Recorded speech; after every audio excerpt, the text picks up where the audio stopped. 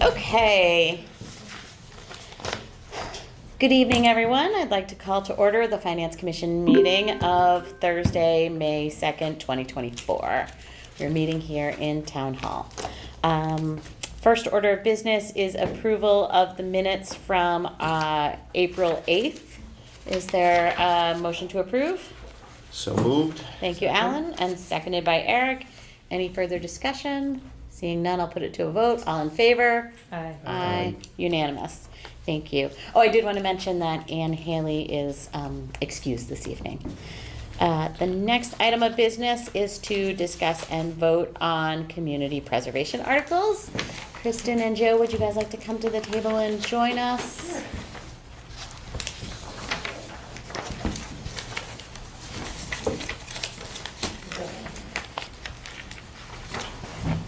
Good evening, all. Hello. Thanks for having us, Madam Chair and members. Thank you. Thank you. Coming. Yes. Okay. Let's see. We have a list. I think maybe the easiest place to see the list of the community preservation articles is maybe the yellow sheet for the annual town meeting. So if we look, starting on page 2, Article 8 of the yellow sheets for the annual town meeting, right? Okay.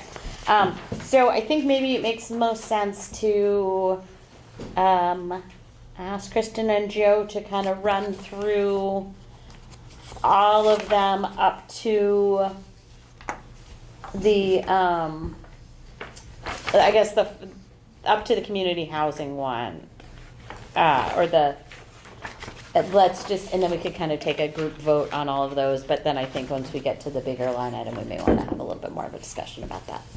Great. Okay. So thanks for having us. Feel free to jump in, obviously, with questions. This is your meeting. With questions or requests for further detail, etc. Before we get to Article 8, do you want to cover 6 and 7, or do you just want to go to 8 for the projects? 6 and 7. It's just the annual. Yeah, these are usually the housekeeping. Yes. Yeah. Yep. So Yeah. we'll skip over those and go Yep. right to 8. Unless anyone on the committee has questions? Nope, Okay. we can skip those. Actually, one quick question. I mean, what was the, you know, what the percentages you get from the state this year, the match? DOR has not given us any guidance, any number. Yeah. The guidance that they gave us was to take a conservative approach, which Yeah. was the same guidance that we got last year. Okay. We used a 10% match estimate last year. We received about 20%. Okay. We're using 10% again this Okay. year. They think it's going to be in the 13 to 15%. The coalition thinks it's going to be in the 13 to 15% Okay, good. range. Great, thank Okay, you. thank you. And part of the package that will be available that I think you all have gotten from Kristen. It's this one. That's this one, okay. Yeah. So the last Yeah. No, page of I this haven't. package is actually the formula Yeah. to arrive at Yeah. Yeah. the local and the state match piece. So, yeah, so if we just follow on Article 8 here, the first project, and these are the discussion and obviously the presentation will be in this order. Kristen has presented not only the detail but also support. So there's one level of support that gives kind of a Reader's Digest of each of the projects. And then not only will the committee be presenting further information, but also the advocates, the proponents will be available for questions or further information. So, Okay. so the first item, this Restore and Preserve Annual Town Reports, this is, I don't want to say same as, but this is the next, basically the next iteration. We're well along, as is said here, I think. Annual reports have already been digitized. The project preserves the physical documents and will allow for continued public access. So, the annual report, the annual town reports, they used to be in that cabinet right there, and God knows what critters used to attack them at night. But I think that, you know, especially the town manager, but various other people have been contributing to the review of the contents of town hall. Just saying, what do we need to archive, what's an original document, let's say, versus what's a, you know, like the framed artwork there, what's a duplicate that we don't necessarily have to archive in any way. But so this essentially brings us up to the majority or all of the town reports. Nope, this will be the third of probably 4 requests. Okay. We've done Okay. 35 so far, get another 15, and then there will likely be one final request to get us to the mid-40s, and after that, they're in pretty good shape. Yeah. Okay. Any reason you know, on going forward and just saying, okay, why don't we finish them, we're done? Part of it is just from a project management standpoint Okay. of, okay, well, it's, you know, if things get delayed or we find that we either need to do more or less work, then they actually may skip, like, there might be a reason why we'd have to skip next year. Yeah. We also don't, you know, until they forward the documents to the archivist, you know, they don't really. You don't know how much what the work results is really are. necessary, Yep, okay, yeah, yep. understood, gotcha, Um, thank you. We are trying to get into that mode of, in fact, our committee has talked about bringing in an outsider that could, like, walk through all of the historical documents, Mhm. not only in this building, but throughout the town, Mm. and just help us prioritize those. But for the time being, we're going Okay. by the recommendation of the town manager and others. So, Okay, so that request is 20,250, and it's all coming from historical resources. We will have, or one of these slides shows the request and which reserve fund it's coming from, or unrestricted. So yeah. we will be able to Can present we that. get So, a copy of those yeah. slides at some point, because we didn't get those? I think they're part of the Town meeting presentation, stuff. yeah. That's, so I've seen them, but I didn't formally get a copy of them. I'll happily forward them to everybody Yeah. on the distribution list after this. So this is Article 6 that we're looking at on the screen. The next slide is the before picture. Basically, that's before town meeting, that's what we have by reserve fund as well as in total, including the estimated revenue that's coming in. Mhm. So that'll be Article 6 is that estimated revenue, that's Article 6 is that middle line right there. Mhm. And so it's the before Article 6 and the after. And then the next slide after that is assuming, and, you know, we have to display something, but this assumes everything is approved, Mhm. more for demonstration purposes than Mhm. assumption. We're not Right, right. We don't assume anything. Gotcha. So you're essentially using about half of what you'd have available. Correct, yes, yep. And then the next slide after this, because the good news is we have a lot of projects. The challenge is we have a lot of projects, and we're trying to determine the best way to display these and present them. So what Joe Sheehan and Kristen have worked out is we've attempted, I think this is a good illustration of it, we've attempted to group them by reserve fund as far as where the money is coming from. Mhm. They might not be exactly in the order of the motions, Right. but at Okay. least it combines them into the buckets, the reserve. Right. So that again is all the projects, and for the sake of discussion, that assumes everything is complete. Yep. But all these slides Mhm. obviously play together. So. Mhm. So that's Article 8, Motion 1. Motion 2 is, and likewise, No, these are not public yet, but they will be okay. So beginning of next week. each one of these, we could circulate that one, but Kristen, mostly Kristen. Does everybody know Kristen, by the way? Yes. Sorry, I should have started out with that. Mostly Kristen, but Kristen combined with the proponents and Joe have created one of these documents pretty much for, if we don't already have them, I don't know if you want to circulate those, but if you don't already have these, they will all be We'll ready do for them one at a time. for town meeting. Yeah. Okay, yep. I'll do them one at a time. So the next motion 2 is the Morrill stained glass windows. Mhm. Essentially, those, kind of long story short, is those were in a closet downstairs when the mural was renovated, one of the many times it's been renovated. Basically, when they put in the Simone room, they tore off the back wall of the original library, and they added to the back of it. And in doing so, they eliminated a number of windows in basically the back wall, and they just pushed the back wall out. But one of the things that they removed were these stained glass windows. And they somehow they worked their way to Town Hall, and they sat downstairs in the basement for a number of years until somebody played a little what if and started moving things around and identified the stained glass windows. So I don't know if we've decided this firmly or not, but the current thinking is we're actually gonna bring at least one of these to town meeting as a display and leave it out in the lobby, just so people can get a feel for what it is. But it's essentially the same size as one of the windows, one of these panes here. They are really impressive. But anyway, I'm not gonna advocate for them, I'm just gonna read here. So project Article 8, Motion 2 is $55,200 coming from historical resources. Let's see, 5, restoration of these windows.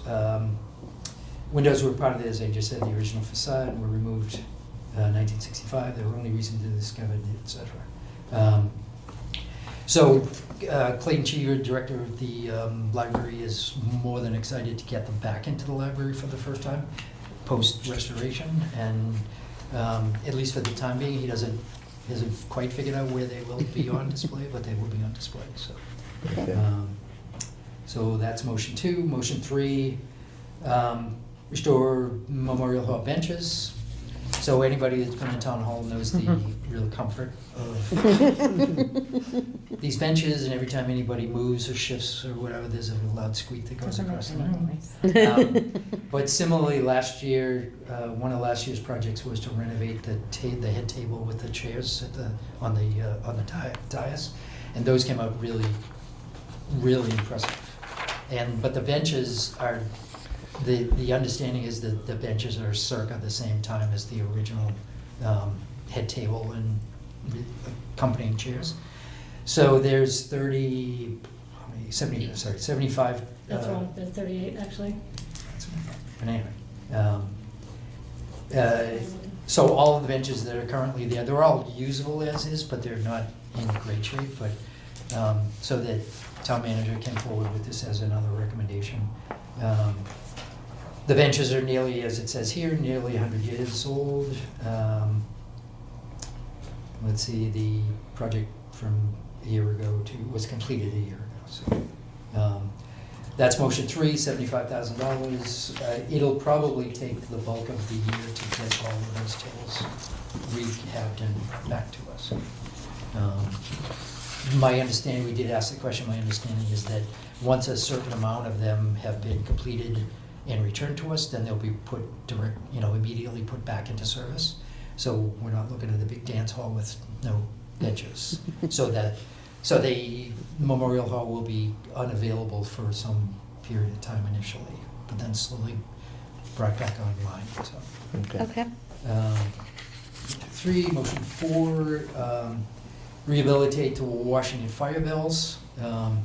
So as you remember, one of the projects that has already been completed was the removal of the bell from the Caroline Tower, the original fire bell. That has been removed. It has been, since removal, has been stored in the DPW in the back warehouse. A couple, John Grove and Mike Chisholm they're championing this to rehab both of the bells. The second bell has actually been in front of the police and fire department public safety building for some number, maybe since the building was built. But that's the second bell that we're talking about, that both of those bells will be rehabbed, mounted, and put back into service, and put back into display purposes, and will be located in front of the, somewhere on the campus of the public safety building. Both of them?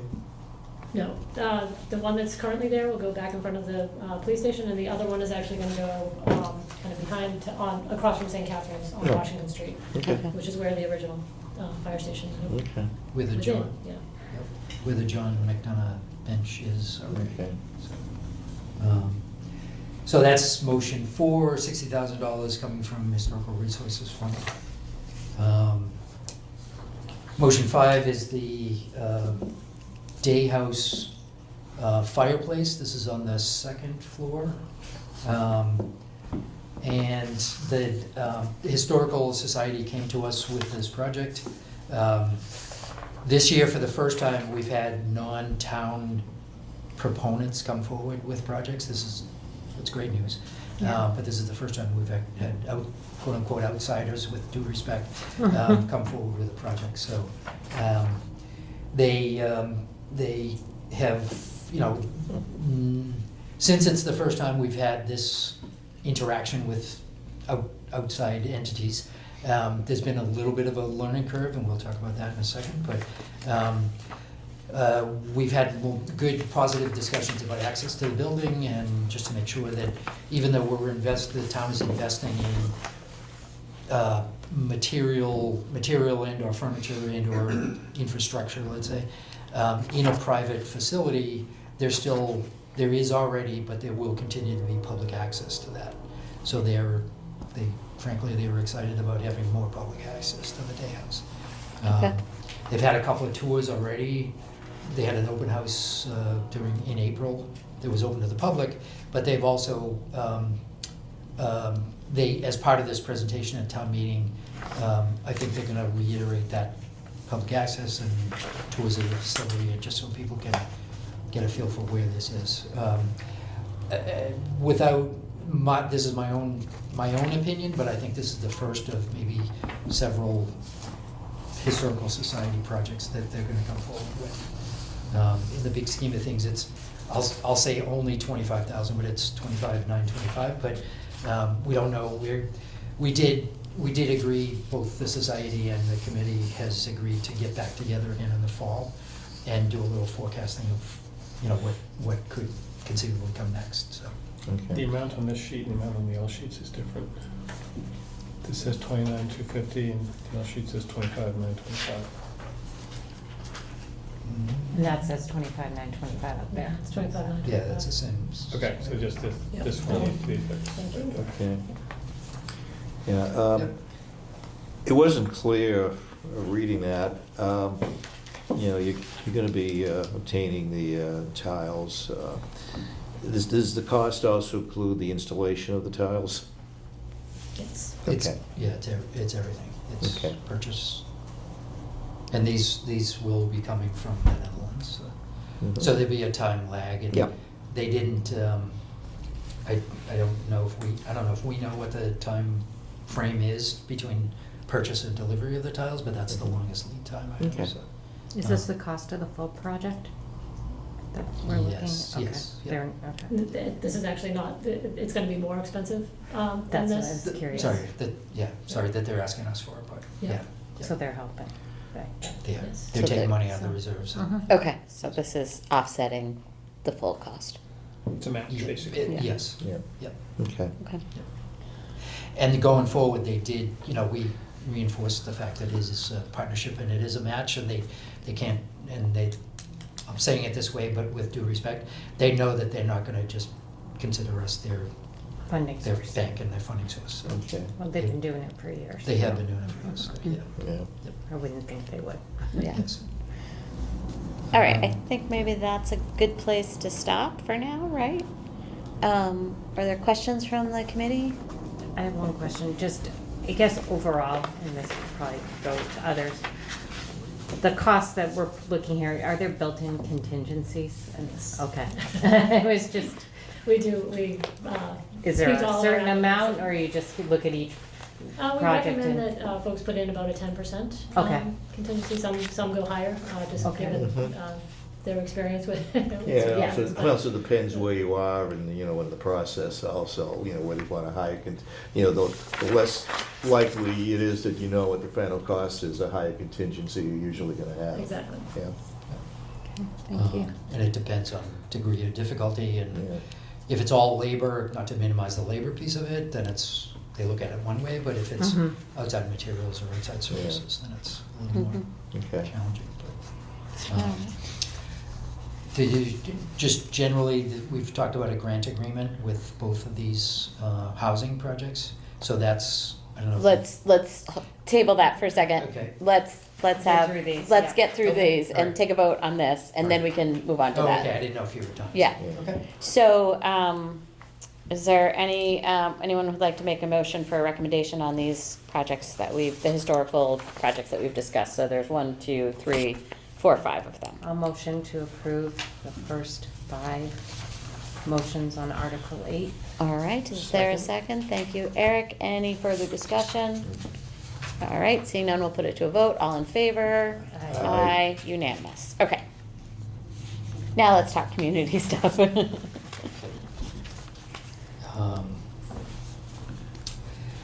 So we'll talk about the grant agreement after the fact, but, so the 2 projects, relative to housing this year, and we went for the first, I'll say 5 years without any housing requests at all. And we were trying to reinforce that, and last year, the Housing Authority came in with a project, or one project. One project, yeah. Siding and windows at McDonough. Yes. For $350, and we did just learn that they got the HILAP, $825,000 in HILAP grant from the state. That's So great. 2.5%, 2.5 Nice, times match, yeah. good. Sean Barnacle and the folks at the Housing Authority, they've likewise been great, and that's an ongoing discussion, and none of us really know what this means, but they will be back for additional projects. They're not gonna keep coming back to the well, but that will be a good partnership going forward. These 2 likewise, the Shared Housing Services Organization, the Motion 6 and Motion 7, those are with, Motion 7 especially is with a private entity as well. So that's part of a learning curve, but, so Motion 6 is this Shared Housing Services Organization, which we've already funded year 1 in a prior year's project. So this is the funding of year 2. $14,000 is the proposal coming from Community Housing Fund Reserve. There are 4 other towns I in think this. 4 others, yeah. 4 other towns in this organization. Initially, what we're funding is the agreement as far as trying to embark on projects that will benefit the whole region, the whole group, the organization, basically. Just to say, okay, well, are there things like inventories and other things that we can all benefit from if we do, let's say there's 4 towns, if they embark on one project on all of our behalfs, and that project services all 4 of the communities, or if it's a regional project, then we'll all benefit from it. So the initial, once now that we're past the setup, the next emphasis is on what kind of projects can we, contract or agree upon with the whole group. Mhm. So that's the whole concept of the shared housing. Okay. One of the many other things that they have on their plate is trying to identify grant money or other partnerships that we as communities, with their coordination, we as communities might be able to apply for grants as a block, to try to take Mhm. advantage of the, economies of scale, and apply for grants Mhm. that will basically benefit all of us. So, Mhm. let's see, initiative was first funded in FY23. Governing agreements weren't executed until this current year. Housing-related services such as monitoring LIP units, assisting with resales of affordable homes, and What's other. a LIP unit? Low income. I think it might be the local initiative Well, Yeah. program. So like 40B, when you have a 40B, those units go on the subsidized housing inventory, but somebody has to monitor and make sure that Okay. that group is saying, like, do you meet the income requirements? So it's, Okay. they kind of take over that monitoring role. It's fairly time consuming and a kind of a niche field of expertise, so the consultant focuses on that and is able to do it across. Is this something that's anticipated to be like an ongoing annual, just every year, $14,000, or is it like, it's for a certain number of years and then it stops, or how? My recollection with so there's an intermunicipal agreement that governs this, and I believe it was for 3 years. The town has the option there's an ability to opt out, but the initial program was for 3 years with the 5 communities that are part of it. So it really did just get underway in the fall, and they're kind of doing baseline information gathering for all the towns. So I think, I don't want to say the jury's still out, because there just hasn't been all that much activity or feedback, and it is also a learning curve with the collaboration between the multiple towns, and also with this new consultant. So, but Sarah Dixon, the community development director, is working very closely with them and has a great housing background. And so I think if she felt like she wasn't getting bang for her buck, she would not be shy about saying so. Right, but assuming everything went well, Yeah. it's 3 years, but it's likely to be 4 years, is that? If it goes it- well, yes, I would imagine they would be. So every year we'd expect to see something similar? Okay. Yeah. Relative to the, like the housing, the low income and the housing monitoring, somebody's gotta do it. Right, So- so it's an ongoing requirement, so it's gonna have ongoing funding, Right. essentially what it comes down to. So we're currently, before this, the town was currently doing it. We're still doing it, but they might be trying to introduce, or helping us introduce best practices and Mhm. shared practices that we can all take advantage of as far as monitoring is concerned. The alternative is we fully take it back, and we may or may not be able to have that, build momentum because of this shared service. So, What are the rules for CPA? Could we continue to use CPA funds to fund this going forward, or is there like a limit at some point? CPA is supposed to be used to like kickstart something, and then it's supposed to fall into the regular operating budget. There's nothing that says that it has to switch over, so CPA Okay. allows an eligible expense is support for community housing, so this would be exactly that. It's Okay. a consultant to support those affordable housing units. All right, thank you. So I'm sure you would all be thrilled if it switched over to the general operating budget and it wasn't an annual Well, ask, but. not everybody would be thrilled about that. Mm. But some year that, like this is year 2 that came, as soon as I say this, I don't know what the number was for last year, for year 1. Yeah, we're almost 10,000. Okay. Yeah.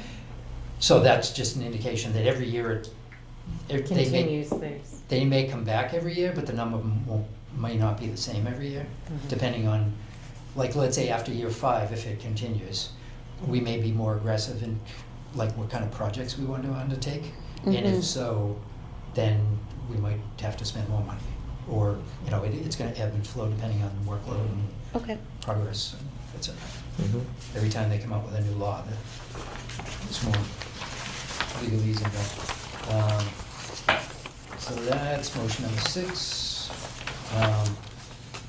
Motion number 7, creation of affordable veterans housing at 20 Vernon Street. This is likewise is a private party, that nonprofit that's come to us with this application. The application is for $1 million, and as it says, the full cost of this proposed affordable housing development, acquisition, construction, and stabilization exceeds $5.5 million. So this is again a match that we're providing. We're proposing to provide the $1 million, but the entity has gone out and they're soliciting and obtaining funds going, to fill the rest of the gap, the spending gap, if you will. I did have a conversation the other day with the principals, but Kristen has been on a first-name basis with them for, since the application was submitted. They've done this before. They mentioned Needham, Quincy, and at least 3 other towns that I can't think of off the top of my head. But so this is nothing new that they're embarking on. This I don't know if all of their other facilities are veteran-focused. Actually, the majority are not veteran-focused, but they do have, this I think will be their fourth veteran, affordable veterans housing. And just go on to the yellow sheet. The project will include on-site case management, and all units created will contribute to NOAA's subsidized housing inventory. The use of CPA funds to purchase the property will necessitate the execution of an affordable deed restriction at the time of sale, which will run with the property in perpetuity. So there is, behind the scenes, there's a lot of Dave DeLuca, and there's a lot of activity going on to support this, but just to make sure that there is adequate coverage, security, building confidence, I guess, that if for some reason this project goes south for any reason, then the grant document, the grant agreement will kick in, and there are specific sections of the grant agreement that will come into play, whether it's recapture of the funds or, you name it. Right now it's 4 pages long, not that that matters, but, so that's been an ongoing discussion. The hope is to get that completed, whether it's completed by town meeting. When I say completed, it won't be signed until town meeting approves it. The actual warrant article, Chris and I were just looking at this, that's yours, but the actual warrant article, I don't know if that's yours too. The grant agreement is actually spelled out in the warrant article. So not only does this require town meeting member approval, but it also is contingent, the whole project is contingent on grant agreement approval and agreement and approval. Who would be signing the grant agreement on behalf of the town?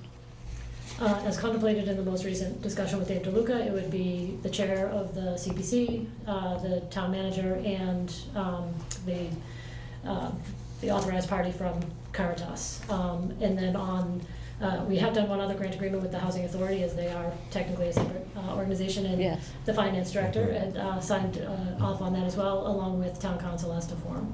So those are the 5 signatures that we look for.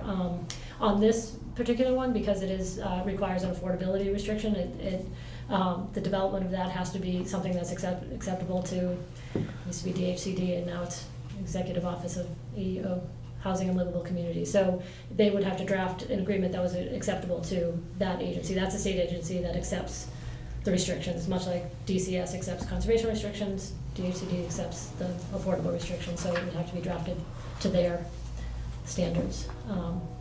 So they would, while not necessarily signatory to it, it would have to be drafted. Okay.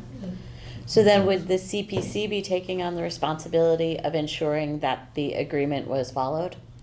That everything's been executed the way it's supposed to be? Like, whatever we're agreeing to on an ongoing basis, who's like monitoring compliance with this agreement?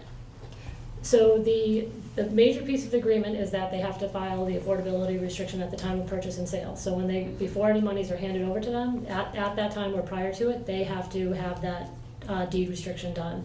And that is essentially what is being purchased with the CPA dollars. You're buying a real property interest, an affordable restriction on this property that will exist in perpetuity. It's a use restriction on the land that runs with the land, not with the owner, not with the use.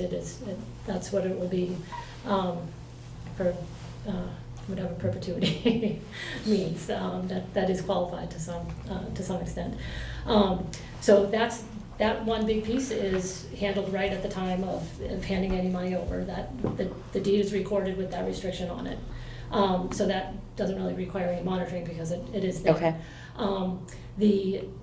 The way that that Caritas is going to operate this, it's a voucher based program. So they through the VASH program, which is a federal program. So the federal government essentially provides the difference between what it costs to rent an apartment and the residents' ability to pay. I think they're responsible for 30%. They pay 30% of their income towards So their sort rent. of similar to Section 8? Exactly. Okay. Yeah. So they would be monitoring that, and they would be out of compliance with it. So they're gonna have agreements not only with us, but with DHC, EOHLC, and with the VASH program. So there's gonna be multiple people kind of overseeing it. So on a daily basis, neither the town nor the CPC would be kind of looking in on it, but they're gonna have to demonstrate, and we do have a reporting requirement in the restriction that says you need to basically tell us on an annual basis that you're in compliance with whatever these other programs are requiring you to do. We have reached out to several other communities that have done this. So there are a few that do it fairly frequently. Beverly, Salem, Amherst, Newton's done one or two, and they're, I guess they've given us some, or given me, they've reached a comfort level with it, that these things go off and they become part of the town's, again, their subsidized housing inventory. And unlike Norwood, many of the towns have to have that 10%, right? Like you have the 1.5% land area. They're all trying to stay above that 10% threshold, which is challenging as more units come online. So they haven't had an issue. These companies, this is what they do. They provide these affordable units, and their funding, their pro formas are all based on them maintaining these as affordable units and getting the vouchers to pay the rents and to run their properties. So there wouldn't be, that was, as our chair said, one of the nice things about this program is that it's $1 million, which works out to about $50,000 per affordable unit, which in the big scheme of things, if you tried to do like a first-time homebuyer program, it would well exceed that per unit. You get the affordable restriction, you get somebody else to deal with, like our housing, this shared housing organization, they wouldn't have to worry about monitoring these because Caritas has to do it. So does that answer your question? Mostly. On the affordable deed restriction, does that say they have to maintain at least 20 units? Yes. Okay. And it typically spells out the level of affordability. So these are proposed as deeply affordable units. So folks would have to make 30% or less of annual median income to qualify. So, our $1 million, is it $1 million going sort of into the big pot for the whole project, and then the project goes forward once they have the whole $5.5 million, or is it the $1 million is going to fund a specific piece of the program, i.e. buying the land? So yes, as if you look at their pro forma, which will be available before town meeting, the $1 million would be put towards the purchase of the land, which they would not do until the other pieces were in place. And so they could take the commitment of town meeting to fund this to the state and say, we now have a commitment of $1 million, we have a bridge loan of $600,000. So we're asking you for state of Massachusetts for another X dollar amount to put towards the purchase and refurbishing of this building, and then we're going to go to the feds and ask for this next piece. So if you look at the pro forma, the $1 million goes to the purchase of the land, but that is all part of the bigger project. So the idea that the town is going to help purchase the land, but nothing happens until they know they've got funding for the whole project. Right. Okay, so we're not stuck with a piece of land that has no project. All right, and then, so it sounds like that once we contribute $1 million to purchase the land, there's really no ongoing involvement by the town. It's just, we've done that, and then they take it from there. Right. Okay. All right. But, I'm But sorry, there Oh, is- go ahead. but to the point of like monitoring and making sure that all the i's are dotted and the t's are crossed for the perpetuity piece. Right, for Like the $1 part million of- of purchasing the land, Yeah, yes, we have right. to monitor that part, but we're not involved anymore with, it's not like there's $1 million and then there's another this, another that, and Correct. it's just, there's our contribution. Yes. There is a lag, and so they're going to purchase the land, and then it's probably going to take about 3 years to pull Of it all course, together. but- There is, I guess the thing we didn't mention in the draft grant agreement, there is a recapture clause. So I don't know what circumstances would happen in, but say that the organization dissolves and they've purchased this land, there is a recapture clause that if the project goes sideways or the organization dissolves, that they would be responsible for paying the town back that money with, I believe it's with interest, With interest. the way that we've established, and any legal fees that were were incurred, so Okay. that's All right, kind of now- a belt and suspenders approach. You know, you talked about a recapture clause. Is that part of the agreement that's being discussed with Dave DeLuca? Yes. Okay. Which we don't have yet. I mean, we Right. officially, we don't have a copy of that, and we, isn't as if, you know, we can look at the clauses and have a comfort level. What were the issues that the selectmen had? I believe it was that That very- not seeing that Yeah. traffic agreement. Just full disclosure, we have asked to be on there, we're very close on finalizing the draft, and have asked to be on their agenda for next Tuesday, the 7th, to present that and to get their feedback. and So you maybe feel- consideration. You feel comfortable that there's nothing for us to look at right now? There isn't, but after next Tuesday. After next yeah. week, you feel that you have something that'll be acceptable? Yes. And the approach there was, we don't want to present anything that's still in play and subject to change, because Right. people, you know, Yeah, get used because, to this document and it will likely change, so. yeah, because we're talking about $1 million, which is, you know, serious money. And I don't feel comfortable voting for something until I see, you know, the document and have an opinion from town council that this is acceptable. So I'm reluctant to vote for this now. You know, if we see something prior to town meeting, I'd certainly be willing to, you know, reconsider the vote if, again, we have a strong endorsement from town council. Could you just go back to the slide with the balances on it? Sorry, looking the wrong way. This one? Yeah, okay, so, let's see, housing. All right, so we're planning to take this from It's 200,000 from From housing housing and and 800 from rest- undesignated, yeah. undesignated, okay. Yeah, I mean, we've obviously been collecting money in good faith for housing, and we haven't been really spending it for housing, so at some point we need to use some of it, so.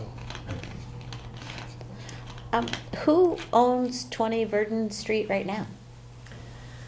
We just talked about this Mazzola, is it S&M Trust? trust, yeah. S&M, it's a Paul Mazzola, trustee of S&M Yeah. Trust, yeah, Realty Trust. realty trust, so it's a Okay. private, you know, it's a obviously private, but it's a trust that owns that, and from what we can gather, other properties that. Is there this any private- structure on this land right now? Yes, yeah, there's an existing fairly large commercial building, so there wouldn't be very much exterior work done, it would just be reconfiguring the inside to be efficiency apartments. Okay. Okay, what, oh, go ahead, Joe. No, I was don't gonna have a say, picture of them. I don't have one. okay, I've seen a picture in the last. Yeah. Yeah. Oh, you know what, I'm sorry. Oh, it was in- Alan, can you pass it that was in around? the- It was in the. We don't have- Yeah, I don't haven't, think I we- haven't have finished the There's no info pictures sheet of for that. the, Oh, but I This is just. something else. Oh, that's Yeah, it. some- Oh, is I actually saw gonna be more. several pages Okay. long, it's more of an FAQ, Yeah. and it includes their pro forma and things like that, so again, I'll get that. The picture I was thinking about was actually in this week's record. Okay, yeah, I've seen that. Blended, so. Yeah, what would happen Right here. if, what would happen if, you know, give $1 million, they acquire the rest of the money, they build the project, and in 5 years, it's like, you know, this ain't happening, this isn't working, and, you know, the project goes belly up. What, in the agreement that you're drafting, is there any type of provision such that either we get a clawback of the money we spend or ownership of the property reverts to the town? The recapture clause contains both a clawback of the funds, and we had sent a couple of alternatives to Dave DeLuca, and sorry, this goes out. There's both the clawback and a right of first refusal from the town. So, Carol, I'll just read you this. This has not been merged to date, but Dave DeLuca's advice was basically, he looked at both kind of recapture clauses that we've encountered, and he said, take the meatiest part of both of them and include it in a single recapture Okay. clause. So, if the grantee fails to comply with the requirements of this agreement, the fund shall revert back to the town. The grantee shall be liable to repay the entire amount of funding to the town. The town may take such steps as necessary, including legal action to recapture the funds. In the alternative, at the sole option of the town may elect to exercise its right pursuant to the note executed herewith to purchase the property from grantee for $1 in full satisfaction of the grantee's repayment obligation hereunder. So Mhm. that's the repayment clause, and again, we're still massaging this with Dave, I have to, because the Mhm. second clause talks about if the grantee fails to fulfill its obligations due to negligence or intentional acts, they're liable to repay the town the entire amount of funding. The town can take any legal steps to recover, and that the grantee shall pay any and all costs, including reasonable attorney's fees expended for the enforcement of this grant agreement. So those are kind of the two major pieces, but again, Mhm. I'm reluctant to, I get it, no, I yeah. understand, it's in development, again, Yeah. as I said, I'm reluctant to support this now until we see something, Yeah. again, you know, I could certainly change my mind at town meeting, so I guess my recommendation, I'm not sure what we'd do as a motion, would be to defer this until town meeting, until we have further information. We do have a meeting planned, if not yet posted, for immediately before town meeting. Yeah. So I think we were talking about 5 o'clock on Monday, the 13th. Yeah. So, Yeah. I'm sorry, and to that point, the CPC does as well. So even if, if there was something that we needed to meet in combination, Yeah. then we could do that too. Yeah, I mean, I've got a middle school building committee. Oh, that's right. Which is at But that's a 4. 4, right? 4, but, of course, being chair, I could just, push through things, so hopefully I'll be there on time. But if I'm not, it won't be much further than Mhm. that. Yeah, one thing I think it may be useful, when you make your presentation, is that if you maybe show some examples of other projects in other communities that have, it's similar, that's similar to this, that have been successful. And the proponent will be, they'll actually be at the info session tonight and at town meeting, and we're finalizing the FAQs, and we'll send it to them and get feedback from them Yeah.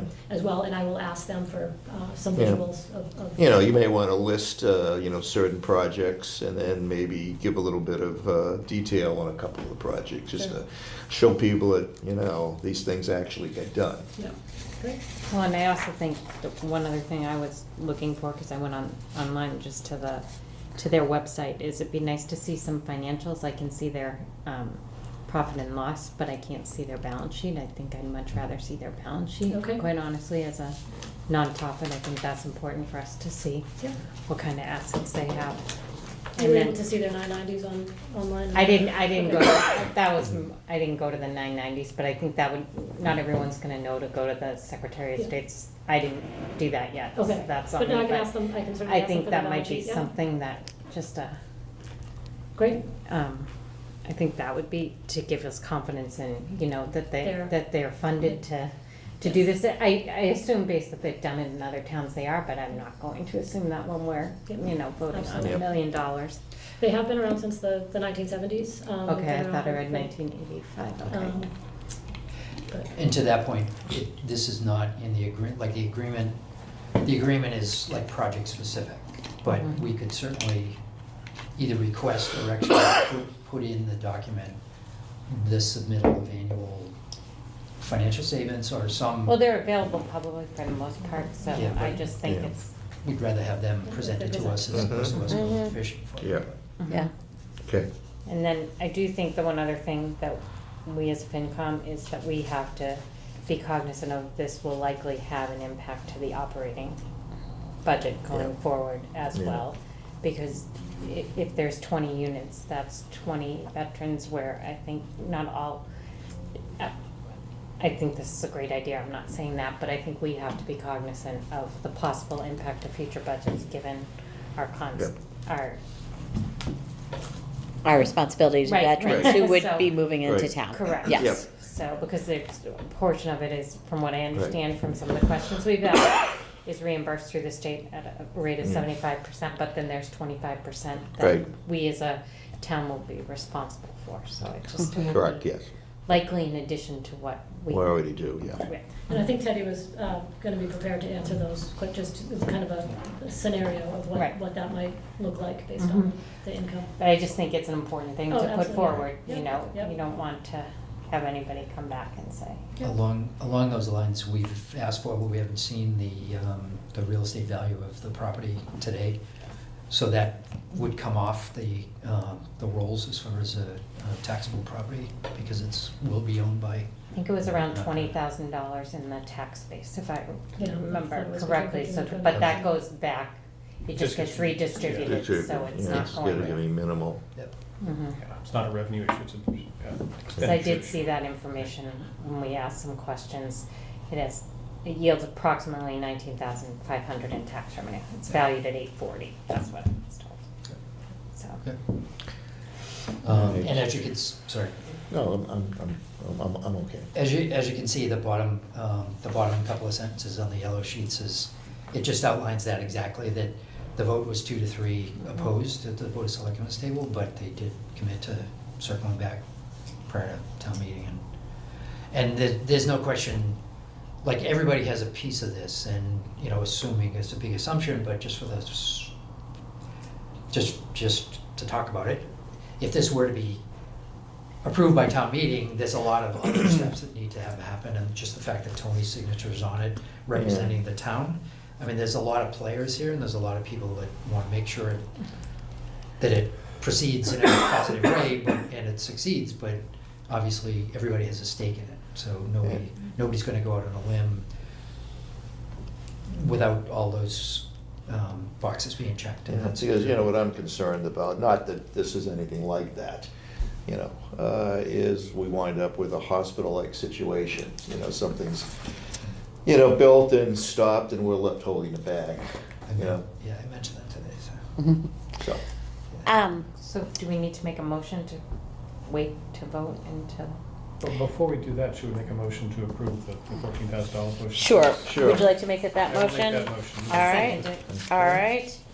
Motion made and seconded. Any further discussion? All in favor? Aye. Unanimous. So that's Okay. support for the 14,000 for the community housing that we've talked about.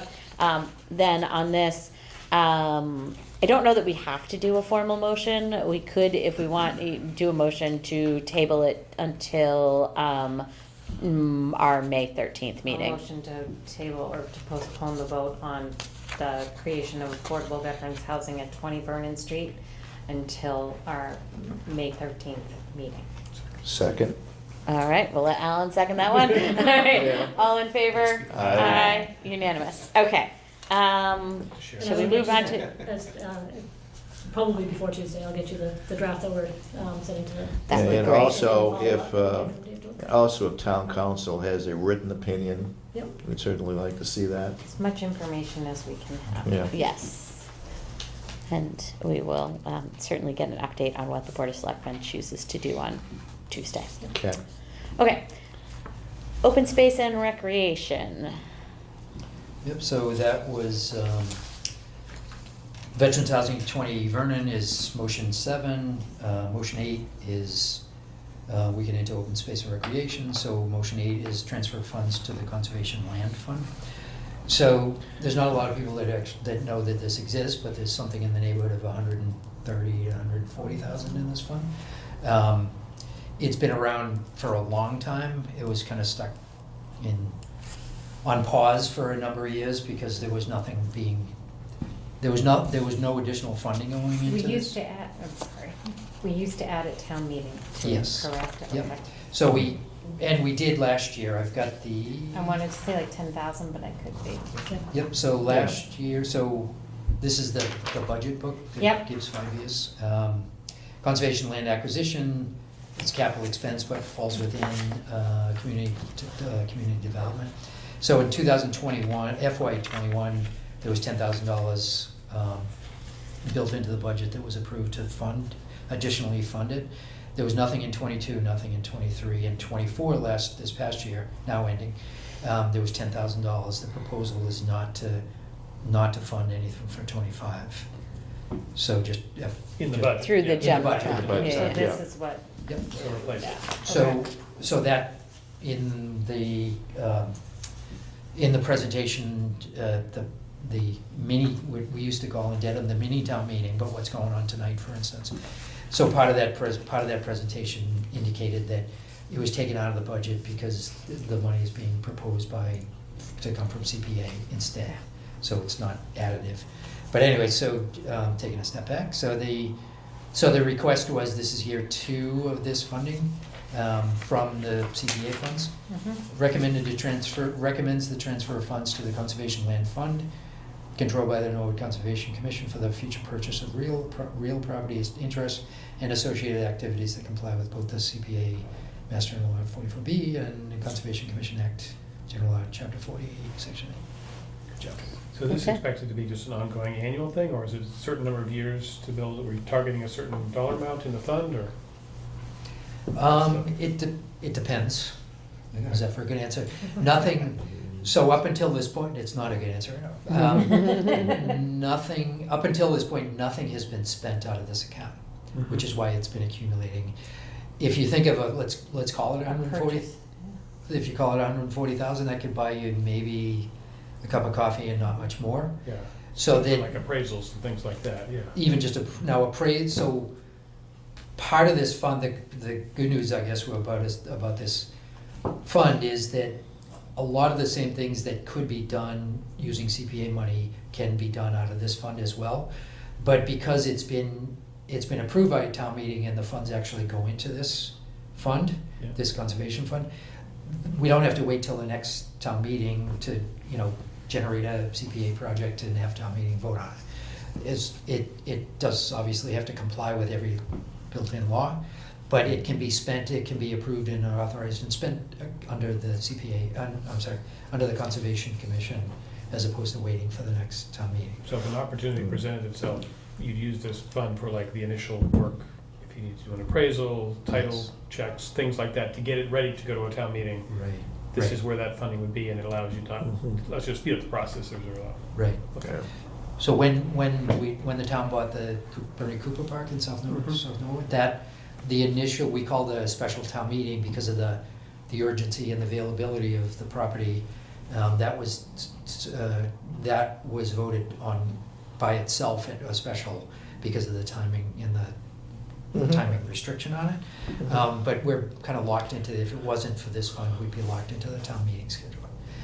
So future purchases of real property interests and associated activities. So if, say we have a property currently under the control of the Concom, if the adjacent property became available, then they could work something out using this money.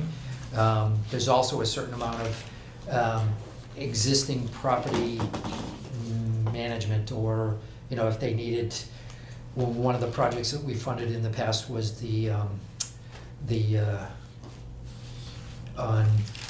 down at Alvisos Park down on Endicott Street.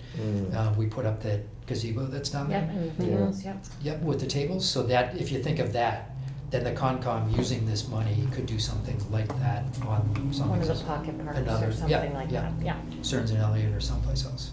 So that's a potential use. They actually can't use the CPA money for that. It has to be a land acquisition related matter. So, Right. So there is a restriction to the use of funds that you're adding? to yes, this. and they're Okay. tracked separately, so the way that, Okay. I'm sorry, I'm getting updates from the info session. We've discussed doing it as keeping that in a project budget, a GL account, so that there's no confusion when they come in with a request. We know that this is something that complies with the CPA. Okay. And if they're doing something more, if they wanted to, build a trail on conservation land, that's not something that can be funded with CPA, but can be funded with the conservation fund, with the conservation land fund. So they have a little bit more bandwidth under their rules, but it's more restricted. The money from CPA that goes into this is more restricted, but we're tracking it separately so that we can ensure that it's used appropriately. Okay. And we'll continue to monitor, segregate and monitor those as they go forward. I guess to go back to my original question, is the intent to just do this every year? Or is there a target number that we're trying to reach in that fund before we stop? So this was a request from the Conservation Commission, and I don't know that they've thought maybe that far ahead yet. They don't have a parcel right now that they're looking to purchase. They know they have I think a big pit. There are things that they would like to accomplish. And so I think their plan right now is let's make a small ask every year. The original thought was they'd get 10 from the general fund, 10 from CPA, and maybe over time get to $200,000 or $300,000, and actually be able to contemplate the purchase of a small, maybe landlocked parcel. There's some land behind the skating club. There's some other parcels that are adjacent to existing conservation land that don't have a lot of standalone value, but the owner may want some sort of token price, and it may be a valuable piece from a conservation standpoint. Okay. So I do think that's over the last year or two has really started being thought about, the land management stuff. So I would imagine that they'd be coming back in future years. I'm going to have to excuse myself to go to the info session, but give me a second. Okay. Okay. All right. Okay. Thank you. Thank you. Take care. While she's still, she's left. Mhm. Kristen has been a great resource for us, and we're lucky to have her. Yes. Good. Should have said that when she was still on. So that's motion 8 to transfer funds to the Conservation Land Fund. Motion 9, the Tayat Trail bridging and water crossings. So this proposal seeks to take funds, the full $80,000 from the undesignated fund reserve. Recommend funding the permit, construct and install up to 13 structures intended to bridge several of the trenches and water crossings on a 9-mile portion. You can read, I don't have to read it, but primarily for materials, tools, and permitting support. All of the labor is contemplated to be volunteer labor. The permitting support, as it says, is we did get a quote from the Ponset River Watershed to seek their assistance in permitting and any other requirements. Yeah, was this part of the trail that we went on New Year's, as I recall? So we went, so if you think of Meadow, there was such a thing as Meadow Street off Neponset Street, one of the last. Yes, Oh, that one, sure, okay, one of the- yeah. Right, I so. don't know, yeah. So this actually starts behind Vanderbilt. Okay, It starts behind Vanderbilt and it travels along to Neponset. yeah. It pops out at Ledgeview, which is, getting closer to Neponset Street. Yeah, And then we would go, so some of these, four of the water crossings are within that span from Ledgeview to Vanderbilt. because you okay. can't get to Vanderbilt right now. Because from you that. can't get to Vanderbilt, right? Right. Exactly. And then the rest of them are on the other side of Neponset. If you travel down Meadow Street, where there's a Meadow Street Conservation Area that's managed by that conservation Concom. So the remainder of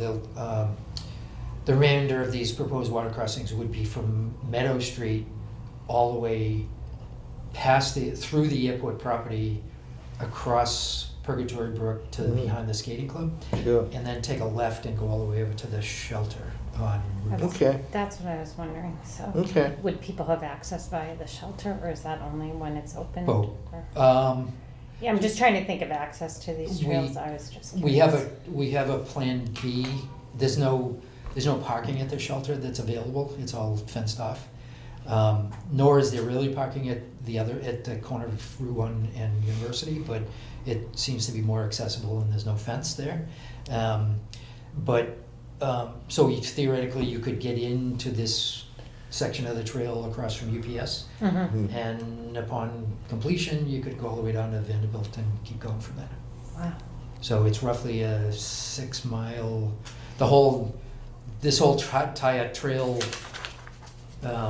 that we've mapped out here, some of which is public, some of which is private land, but all combined, it's 22 miles. So this project request it's what we call the eastern section that goes from Vanderbilt all the way to Route 1. Okay. All right, good. So, obviously we are trying to appeal to other volunteers, Boy Scouts, Girl Scouts, private companies to try to either replace these funds or augment these funds as needed, but, yeah. So that's motion 9, motion 10 out of 11, 2 more to go. Motion 10 is the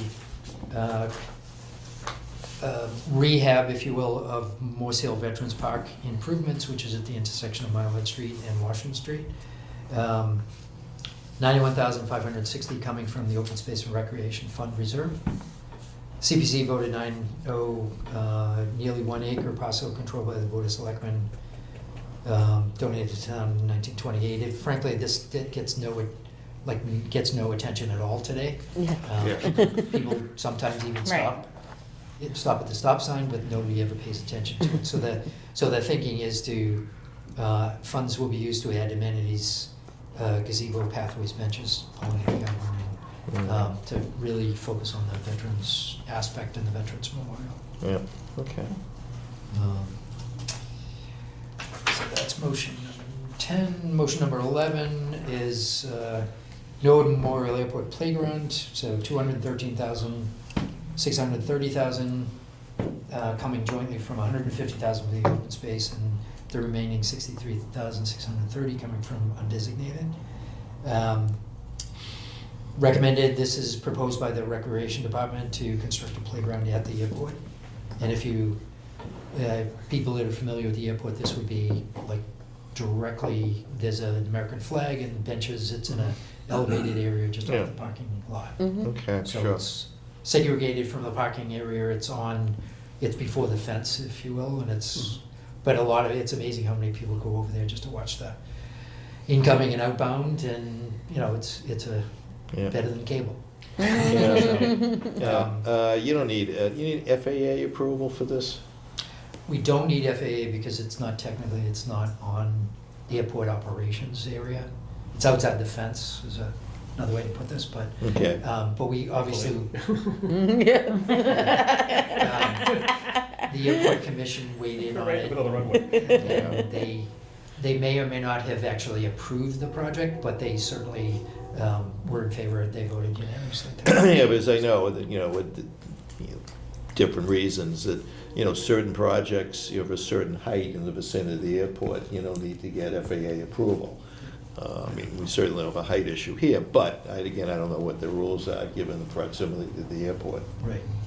All of the components of the playground are below the height of the American flagpole. Okay. Okay. So, not to give you a snappy answer, but that's, that's the gauge. Probably lower than the administration building that's there too, and the tower, so. Yeah. Yes. Yeah. Yep. Okay, so no roller coasters then, okay. There are Planes no don't fly that way. proposed They roller should, coasters. anyhow. And probably no drone flying while you're there and stuff like that. Drone flying is, it's against FAA and local ordinance. Yes. 5-year-olds with drones. Isn't it? In fact, most Getting new- 25-year-olds with drones. I actually have a drone myself, but not, that's an aside, but most newer drones don't work like they're programmed to Not work turn in that off and- space. Right, in FAA zones. This mentions that there's a $75,000 earmark from the Commonwealth. Is that actually, how definite is that? We've received half of it already. Okay, great. We just received that, I think, last week. Excellent. Thank you. So the original number towards the total was 150,000, and that got scaled back somewhere along the. Oh, at the okay. I state- thought that there at the was a state- cut somewhere. Currency Okay. cuts cut it in half, yeah. State level, yeah. I see. Okay. Okay. So I had part of the story right. Yes. So when that came into play, and all of a sudden we were short by that, John Kinney and others went into, damage control or high energy effort to try to A, identify another source if possible, but B, reconfigure the playground itself and we went back to the vendors, he went back to the vendors and kind of pulled it all together at the last minute as a result of those cuts. So, Okay, cool. And this is kind of an idea to be a model for some more accessible and sensory playgrounds going forward. Yes. Okay. That came up early and often in the discussions. Part of the, I'll use the word issue, but if you'll know what I mean in a minute, but part of the complication is that maybe half of the playgrounds are rec department managed Right. and half of them are school managed. Yep. So there's a certain amount of, coordination and working in concert. A lot of the playgrounds just historically have been funded fundraising, Through PTO. Yeah. PTOs and you Yeah. name it, volunteers. Right. And, that'll continue, but John Kinney especially has done a great job of like bringing the design up to speed and up to date as far as accessibility and, not just the middle slide that you burn your rear end on and Yeah. the days of old, but, that every time a playground is built, it's like builds on the success of Yep. previous ones. Okay, Okay. thank you. So that's it. Okay, if I could I make a motion to approve the 4 open space and recreation projects? Is there a second? Thank you, Eric.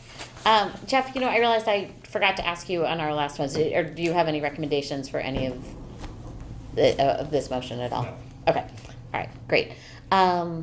Any further discussion? Seeing none, I'll vote, all in favor? Aye. Aye, unanimous. All right, thank you very much. Thank you, Joe.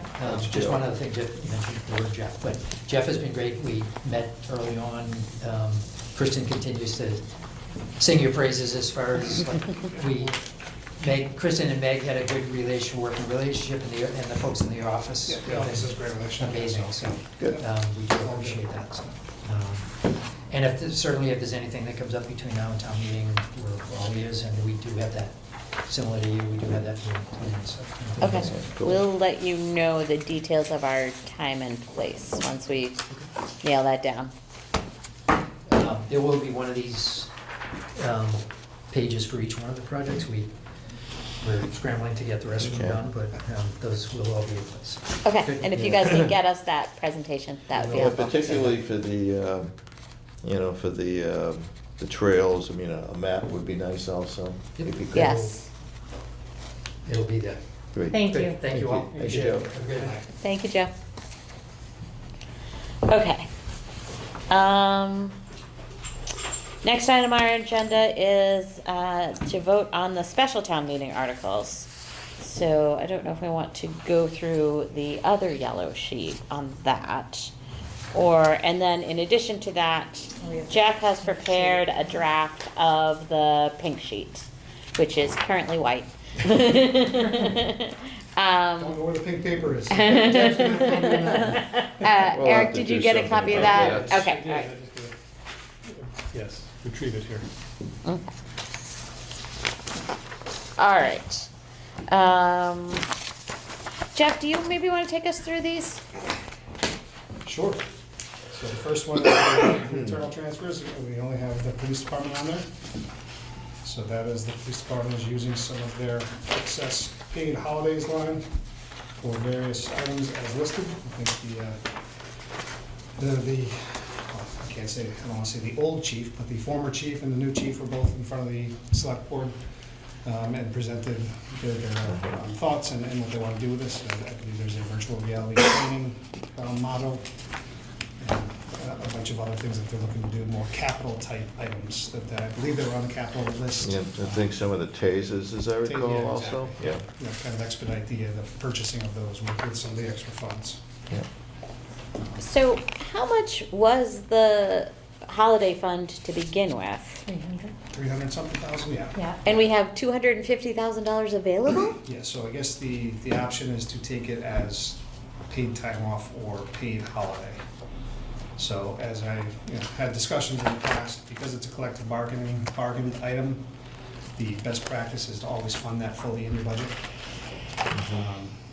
But some of that has been obviously with paid time off instead. So either paid through overtime or other lines that we will take a look at and potentially adjust those going forward.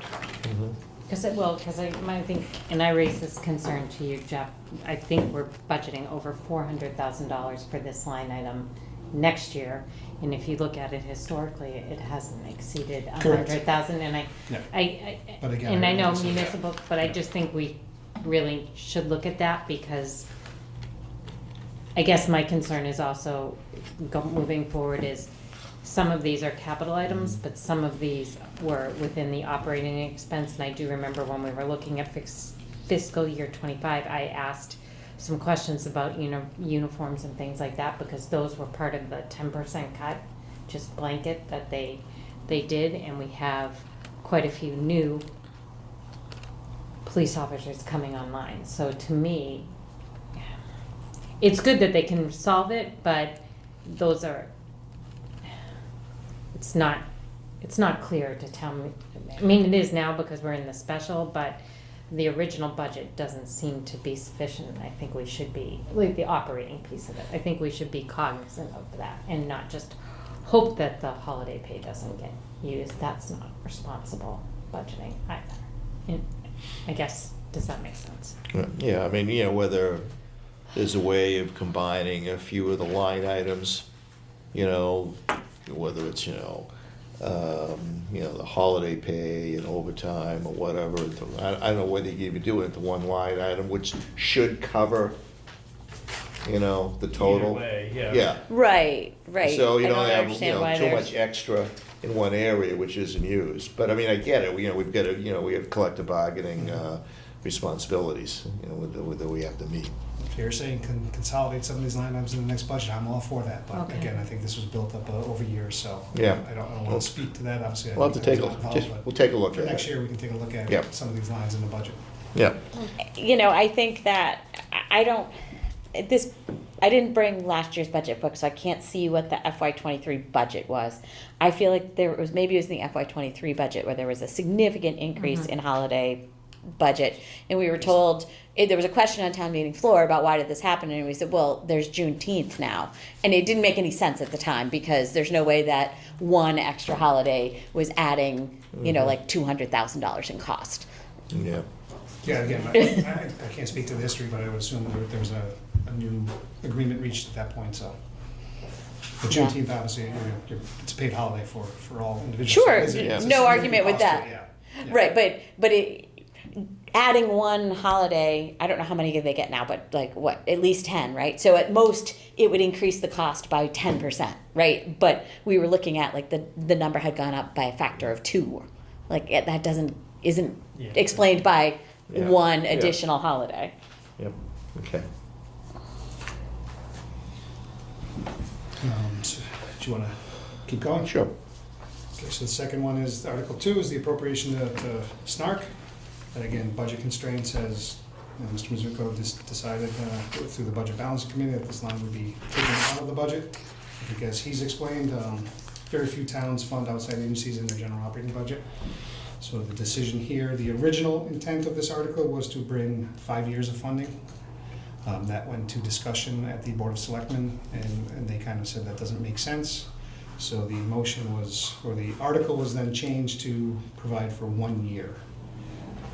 Well, it says several years in here, but I think the intent is for $20,000 for the upcoming year.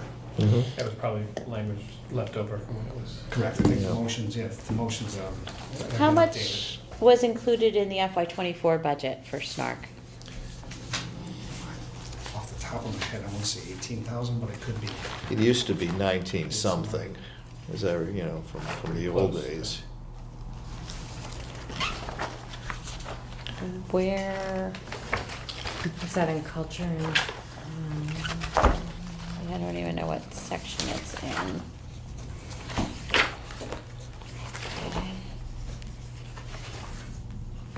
That be in public health? probably, yeah, I think you're right.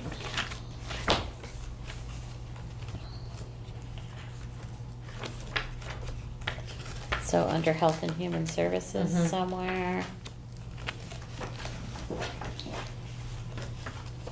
Would it be the general government, would it be programs LifeWorks, is that it? Yes. Oh, 18,115 for 2024. Okay.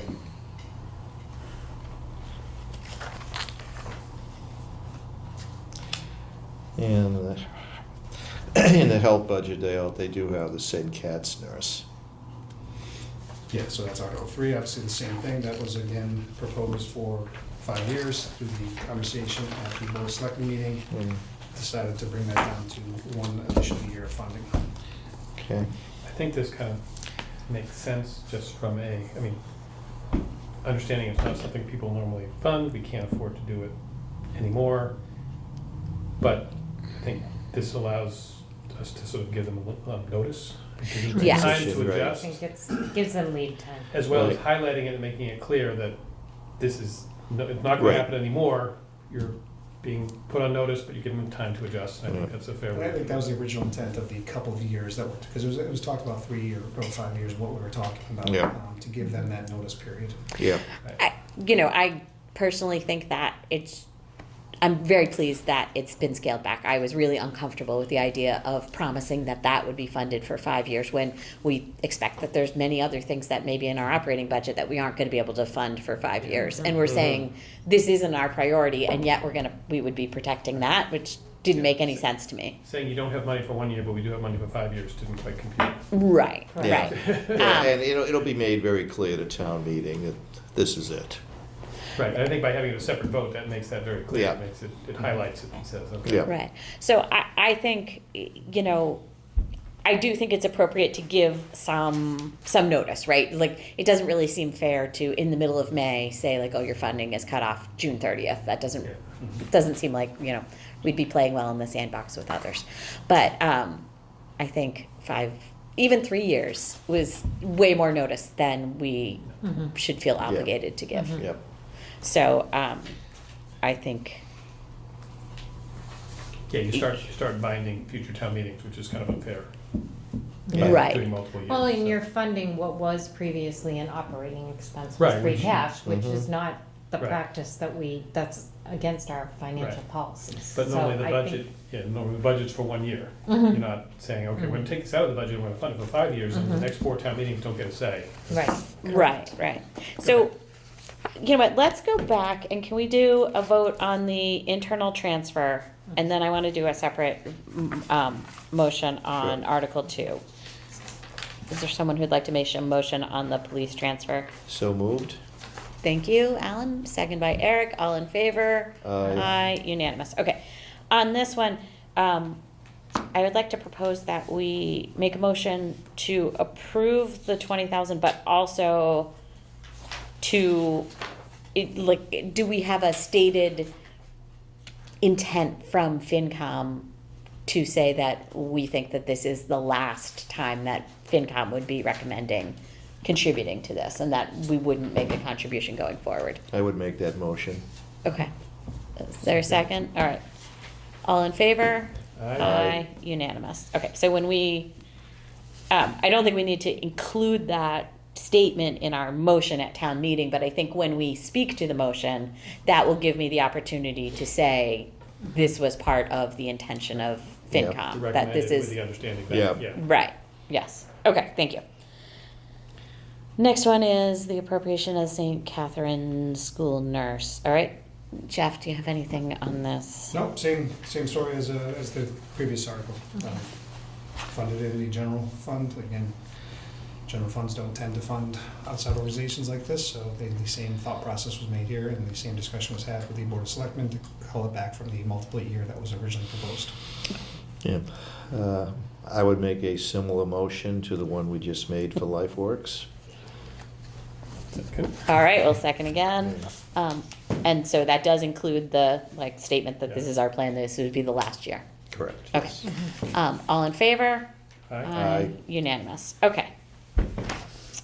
Article 4. Article 4, I believe this is the annual request for the school department's capital for funding IT requests because of the timing of their needs to begin in June rather than wait till the fall town meeting. I believe this has been a historical Yes. Yes. article that's been on here, so not much more to say on that. And they came to us and explained to us at an earlier meeting, correct? Yes. Mm-hmm. A motion to approve Article 4. Second. Any further discussion? All in favor? Aye. Unanimous. Okay. Number 5. Article 5, we've discussed a few times in the past. Again, this is a Emailed around, got yeah, very we have confused. been all kinds of stuff, so this is Basically, the McKinney-Vento homeless transportation funds were sent to us this year. We did receive the $59,353 on January 3rd. So the next year's was pre-funded, and the school committee has come in and said that they need those funds for this year. So they're asking for the appropriation on free cash to pay for their homeless transportation increased costs. Any questions or discussions Just on this? To clarify, because I'm continue to be confused, so we're pre-funding, meaning we're getting money for next year's expenses, but we're using them for this year's expenses. Does that leave us short next year? Again, so this is part of what would be in our local receipts for next year. So technically, we would reduce those, but it's a small amount, so I think we'll be okay on that front. And I believe there's more money coming, is what Mr. Wells has indicated.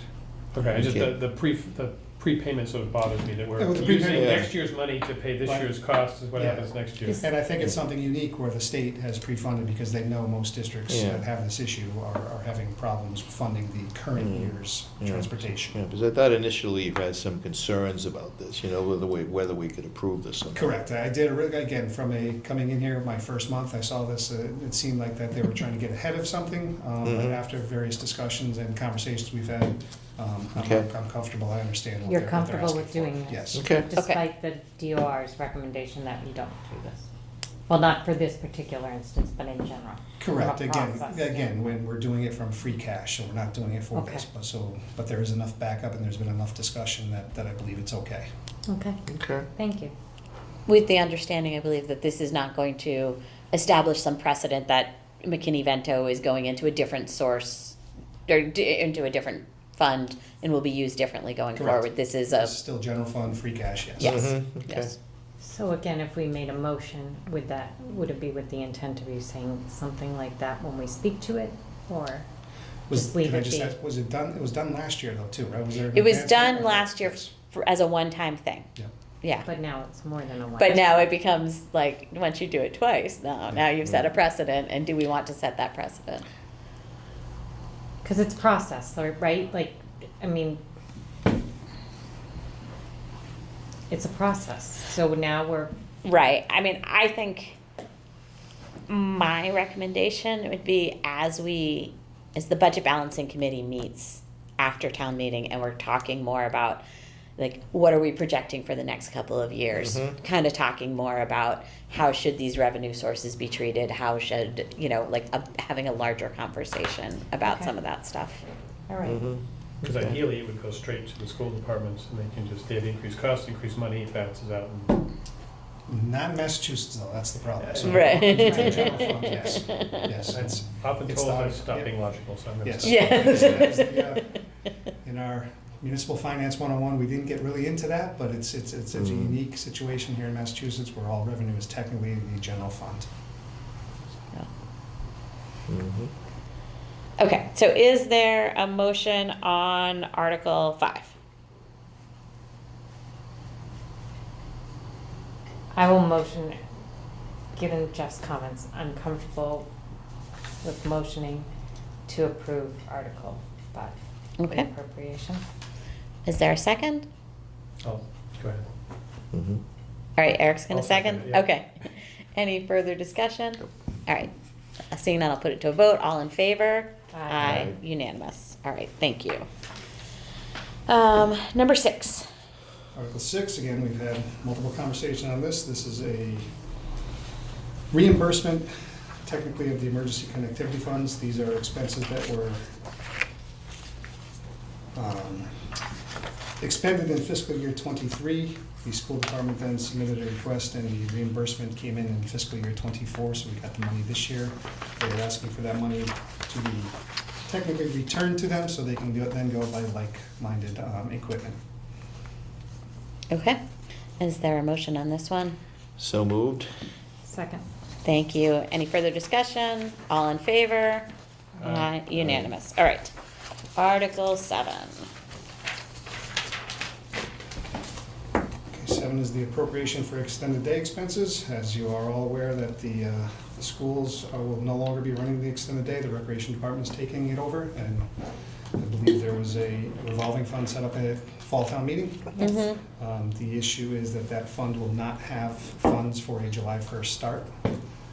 So what we're going to do is we are estimating the available balance that will be in the school's revolving account as of June 30th, which is roughly $400,000. We were asking for a allocation of free cash to get that fund, the recreation revolving fund, up and running and able to pay for all the expenses related to the program. Mhm. The school's fund will then lapse, and those funds will fall to free cash. So again, it's just, So it's just a just revolving the money. left pocket to right pocket. Yeah, and back Yeah. again. Yes. Okay, so even though presently it's a fund controlled by the school department, you know, once the fiscal year ends, it lapses. Correct. Okay. Again, another one of those that doesn't make sense. You would think it So I was mean, in so it's schools, not, but no, it's gonna be right, so it actually isn't like you general need fund. to get school department approval to transfer that money over, or do you? No, we do not. I believe that was all done through the That's process automatic, of you know, when you set at this the fund end up of the and year, you- They it just, talked about that. Yes. okay. Town meeting, I Okay. remember. Okay. Yeah, Yeah. yeah. All right. And this, and honestly, even if they kept the money in, even if they were able to keep the money in the revolving fund was set up in such a way that it was restricted to only being spent on extended Okay. day things. So since they no longer have any extended day expenses, Okay. they'd have nothing to spend it on. Okay. So a motion to approve Article 7. Any second? All in favor? Aye. Unanimous. Okay. Article 8, I would think this does not have a financial component, or what do you guys think? I don't think. Jeff thinks no financial impact.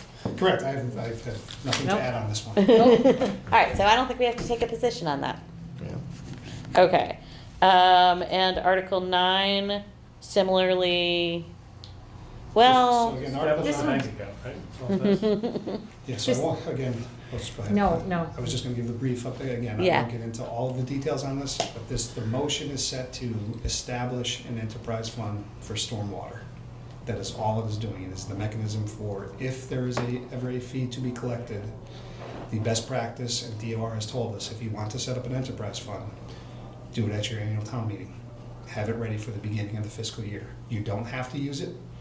You don't have to collect anything. There will be no retained earnings. It's okay, but the establishment of the fund should be done via the town meeting to be ready to go the beginning of the fiscal year. So we just, it's a bucket and it's empty, and that's all we're doing. Here's the, That's Stormwater all this bucket. is, that's all this is asking for. Mhm. So there really isn't a financial impact at this point. right.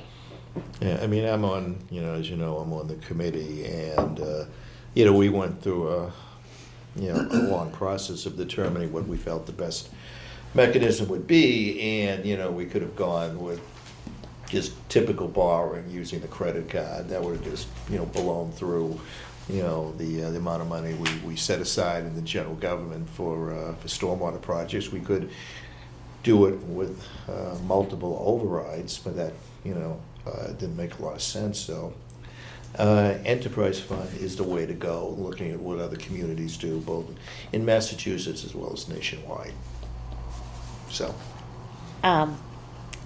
I am attending the motions meeting on Monday afternoon. I think that this motion will just be made by the Board of Selectmen, but if they have, for some reason they wanted, like it's seconded by the, yeah, we could vote on it on the Monday of town meeting. okay. Okay, Okay. so let's not take a vote on it tonight, Okay. Okay. unless anyone feels strongly that they want to. Okay. Selectmen voted 3-2. Is there a reason, were they objecting to the concept or the fund specifically? I can't speak for all the selectmen. I know one selectman had issues with spending money on stormwater, you know, that we've, you know, we spend a lot of money on other things, and can we afford, you know, the projects down the road is an example. Was that the discussion at the Board of Selectmen? That was a good part of it. Again, I didn't listen to all of it. Right. But I think part of it was, do we want to have a stormwater program? So if we don't want to have a program, why are we setting up an enterprise fund? Yeah, that's- I think the discussion moved into more of the, what else happens besides this, when this gets established. Okay. Okay. All right, so we will leave that one alone. The next one is Article 10. This is the retiree COLA from the Norwood Retirement Board, which I do sit on as well. So this is just increasing the base wage from 15,000 to 16,000, of which the cost of living adjustment is made. And that is a very small amount, obviously. We do have a actuarial report, so there's a longer-term financial impact to this. Immediately, there's no impact, but this will allow the 3.5%, I believe it is, COLA on a base wage of 16,000 from 50. I believe it was raised to 15 2 years ago, or in fiscal Yeah, done 23 maybe. before. Yeah. Yeah, I don't remember exactly when it happened, It was but 20 years in ago. recent memory, yeah. You know, correct me if I'm wrong, you know, which most people do these days, but the way I'm reading this is that it doesn't look like we're, you know, gonna be paid up on our retirement fund until around 2039 or 2040. I thought we were supposed to be paid up 2032 or something like that, or 2033. That's been pushed back, so I think 2040 is Really? the new norm. Right.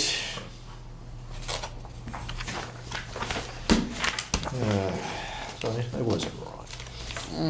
Well, at least this time, anyway. As much as I'd like to say you were, you weren't. Everybody likes you, but you. It's important to note that this was based on January 1, 2022, so there's a lag here on. Yeah. Because it And that's typical, varies that's with the typical of market. actuarial. Yeah, Yeah. and it's also based on a conservative rate of, I believe, 4%. Correct. You know, Which is quite conservative. yeah. Okay. All right, do we need to vote on this one? I believe you should, because it will have an increase in our Okay. required Right. contributions in upcoming years. So moved? Seconded? Any further discussion? All in favor? Aye. Unanimous. Okay. Article 11. Okay, this is another one we've had some discussion on, but I'm gonna do my best. Obviously, I wasn't here, so. Okay. Back in the early days of the pandemic, before everything fully shut down, the Department of Health and Human Services, the federal level, sent money to various towns. I was in the town of Vernon, Connecticut. We did get a deposit in our account of almost $40,000. We had no idea what it was. So everybody kind of just took that money. The problem was there was a significant reporting effort due for that money. Mhm. So I think that aspect probably came into play after this fell to free cash. Mhm. So those expenses were probably not, I won't say recorded properly, that they were obviously used for the proper ambulance or materials or what it may be. Yeah. It's just that the reporting was not done. So Okay. they are now coming back and saying, hey, you didn't do the reporting, you owe us the money. Sort of a paperwork Okay. oops. Yeah, and again, it was, like I said, for $40,000, it spent, speaking of my own experience, myself, my controller, and our Department of Medical Services, it took us many hours to get the data that was required for a Okay. very small amount of money. But then on the flip side of that, then they did send, I think to Norwood got $2.6 million in CARES funding that obviously you did use the right way, you did all the Yeah. reporting, so. Yeah. And Okay. it's not that this was used the wrong way, it's just we No, didn't it's just- document it Correct, properly. correct. Okay. And is there a motion on this one? So moved? Second. Second by Sarah. All right. All in favor? Aye. Unanimous. And number 12. 12 is another annual article, and it just takes care of the unpaid bills that have slipped through the cracks, or invoices may not have been received, but are now due, and we have to pay those this year, so we need the allocation from free cash to do so. Motion to approve? Second? Second by Eric. All in favor? Aye. Unanimous. Okay. All right. Excellent. I've lost my agenda. Too much. Oh, okay. Review and approval of pink sheets. So, I think this lines up with everything we just discussed. 250 is an internal transfer, everything else was free cash. Right, so a total of $915,954 in free cash for the special. Yes. So we're starting, town meeting with $7.3 million in free cash and ending the special with $6.4 million in free Correct. cash. All right, and thank you for having the override stabilization number on here as well. Anything else that there's also going to be some free cash recommendations from the annual. We obviously typically do the special first, and then move into the annual. So, just question about how do we want to handle the pink sheet? Is it usually two separate documents, or do we roll it all into one? And like special and annual, or is it one town meeting document? And I think some of this stuff here Yeah. on the annual, I don't think we usually put that on the pink sheet. It's nice to have, but, Yeah, I mean, in the days of old, we usually would have one pink sheet, which would just cover everything. okay. So front and back, basically. Yeah, but then again, I mean, you know, in those days, we didn't really have, you know, a dozen CPA articles either. So I think we probably need separate pink sheets. Although I do like the idea of having all the free cash Yeah. stuff on one. I feel Right. like it's important to see how Yes. the whole thing is gonna Yeah. play. And this does do it based on the idea that you're doing special town meeting first, and Yeah, then the Right. annual town meeting. So the special town meeting post amount is the pre-amount for the annual, yeah, so you can see the progression. If we wanted to, we could remove lines on the special, the lines for 8, 9, and 10, and just put a little asterisk somewhere that says 8, 9, and 10 do not have financial implications, and that would give us a little more space on the special sheet if we want to put on the annual budget part about how much we're off, the free cash offset and the override stabilization account offset. So that all the free cash, I kind of On like one. it separate like this, two sides, and then here's your special town meeting, and then you flip it over and here's your annual, and just see the picture, rather than try to crowd them onto one okay. side. One comment. You're looking to show them that we've used a total of, 3 million. right, $3 million. Is that what you want? Is that That the was story kind of you're what I trying would, to tell? I mean, we can do that in our presentation as well. It doesn't have So to it happen kinda on the looks like page. that. you could have a slide to that effect, which shows exactly what we're gonna be spending in town meeting, you know, in annual and special town meeting today. Yes, Okay. yeah, I could do it that way. One little technical thing, on the special one, you showed the amount used as a negative number, and on the annual, you showed a positive number, so you can just. Consistency. Consistent, yeah. No problem. Or the other alternative, for you, if it's important to you, Maya, is this block, we might be able to move to this side to, I don't know if that would make sense. Yeah, I Like, think give you this, the total. I think it's fine. I think, Okay. I guess maybe the only thing is, can we change the labels down here and say, on the special one, say post special town meeting? Hmm. And then, Yeah. and then on the annual one, show before annual town meeting, cause otherwise it's confusing, cause like, they seem to be You can both use before. STM too, if we don't wanna, there's not room to, right? Before STM. Yeah, I'm okay with STM or STM ATM. works. You sure? Because people may say, what is STM? Whatever you guys want. If you can get special on there, the word, I think that would be helpful. I just think Yeah, it will make things a little Okay. less, sure. a little more clear. All right. But otherwise, we are happy with pink sheets? Yes. Okay. So, do we want to take a motion to approve the pink sheets with those few small edits we discussed? So, second? All right, so Eric moved, Alan seconded, all in favor? Aye. Unanimous. Okay, great. Next item is the FY 24 Q3 review.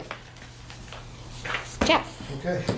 We'll start with revenue, 'cause that's probably the easier one, because we did do this before, we did not discuss the expenses last time. So I've updated through March. Again, same kind of story, doing well revenue-wise, mostly driven between building permits and investment revenue. There are really no concerns here. I think you'll see the investment revenue will continue for the next few months. The Federal Reserve did come out and really didn't make any statements about reducing interest rates, so that's good for savers, bad for spenders. Yeah, although, as we go forward with spending down the middle school building account. Correct. Which will, in subsequent years, will reduce the amount of investment income we have to normal levels, On the flip side there, we're working with the treasurer, and he's been doing a great job in terms of working with the banks and making sure that we're getting money market rates on stuff Good. that was sitting in the bank beforehand. So Good. I think he's taken a much more active Aggressive approach. role, Yes. good, okay. So we'll offset some of that. Obviously, we'll see the income come down, but it'll be offset Good. somewhat. Yeah, So this is through 3 quarters. So I'm looking, I would expect to see we should get at least 75% of what we're budgeted for, and it looks like we exceeded that in most places. The one that was low was the pilots? Correct. Only 60%. I assume it's a timing issue on, Timing issue on the Norwood Light they payment. just Yes. pay at the end of the year. Correct. Okay, Yes. that explains that one. they sometimes pay after the fiscal year begins, I think. I think they've done that in the past. I'm They'll not pay aware- it, but it'll be afterwards. Yeah, no, we can't do that with the DOR reporting, so we'll be in contact with them Okay, shortly. okay. But at this point, the expectation is that they will contribute the pilot that we had budgeted for? Correct. Okay. All right, well, this is all good news on the revenue front. All right, so switching over to expenses. So again, this is new, this is kind of the report I created. Hopefully this is easy enough to read. I think it was fairly straightforward. Obviously, within our departments, we all have salaries and expense lines. For salaries, I think, as you mentioned, you would expect to be around that 75%. For the most part, we're okay there. Expenses are gonna be a little bit different because it does include encumbrances. So many departments for known expenses will encumber those funds, so that they're not looking at their budget and thinking they have more money than they do available. So the expenses are not actually percentage used, it's percentage used and committed for the rest of the fiscal year. So one thing I noticed here, maybe just check the last column. So for instance, under waste removal, it says, here's the budget of 2.4, expended basically 2.1, but it says we've used 100%. There's encumbrances that are Okay. added to that, so the Which are not expended is included in actual, this correct, but column. the percentage, yes, exactly. The percentage is showing the percentage used Encumbered. encumbrance, yes. Correct. Okay. Yeah. So again, they've, at the beginning of the year, they've encumbered their full amount. So like there's for- another column we don't see, basically. Correct, because encumbered, there'd be numbers on there, and then it would just get very confusing, and Right. you'd be asking questions, somebody could ask questions about, maybe an encumbrance that's out there that may not be used fully, or I think it would just muddy the waters in terms of the discussion for where we stand. Okay. And yeah, and again, we look at the very bottom and we're 75%. So sounds like right on plan. Yeah, any departments that should be of concern? So a couple of updates, so that obviously there was a period of time when the accounting staff was a little bit limited. Yeah. So there's some work going on behind the scenes to reconcile all the accounts.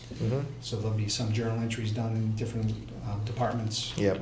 Just looking at this, obviously you see emergency management expenses. That's one that will probably be, at the end of the year, will probably be a transfer. There's about a $2,200 overage on that Yep. line. Which one, which line? Emergency. Right over here. Organization 012912 on page 2. Yep. Okay.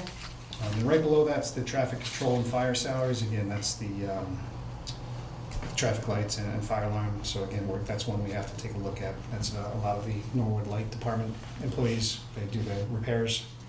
But we just want to make sure that all those journal entries are correct, all those entries in that. Significant. Is that part of indirect costs? That is not. No. Okay. So that is directly billed to the town. Okay. We have obviously snow and ice. We'll have some savings there. We still are, obviously we all heard the trash increase, and we're still looking at that, meeting with Mr. Ryan and Mr. Mizuko, just to make sure where we stand on that year to date and what we think is gonna happen for the fourth quarter. So there may be something there. Yeah. I'm just not aware of that yet, but it's something we're looking at. And then the only other one that we'll have at the end of the year, again, it's the regional schools, Norfolk Aggie. We have a couple additional kids from when the original budget, so we'll have a small amount that we'll have to do a transfer there at the end of the year. Okay. Those gonna be municipal relief primarily? Yeah, exactly, those should be, again, we'll have excess capacity, like I Yeah. said, snow and ice Okay. maybe, so. I mean, the reserve fund's also available if we need that too, so. Correct, and the reserve I wouldn't recommend unless, if there's an emergency. Yeah, right. Really unforeseen, these are kind of just budgeting, Yeah. not issues, but, Happens. budgeting, exactly. Yeah. So they're small amounts. Okay. Is there anything in these numbers that lead you to have concern about the proposed FY25 budget? No. Okay. I think we're all gonna live within the means of that budget. Okay.